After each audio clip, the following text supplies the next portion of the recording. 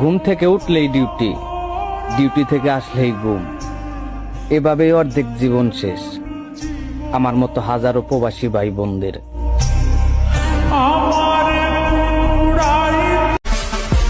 প্রবাসে আসার সময় এলাকার কিছু মানুষ আমাকে নিয়ে মজা নিছে। আমিও জোর গলায় মাকে বইলাইছি, প্রতিষ্ঠিত না হয়ে ফিরবো না আর বাড়িতে।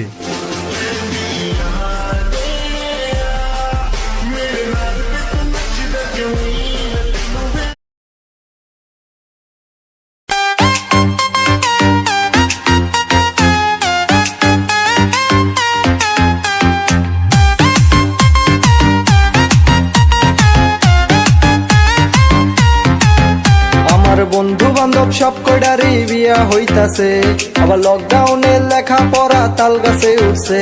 আমার বন্ধু বান্ধব সব কয়টারই বিয়া হইতাছে, আবার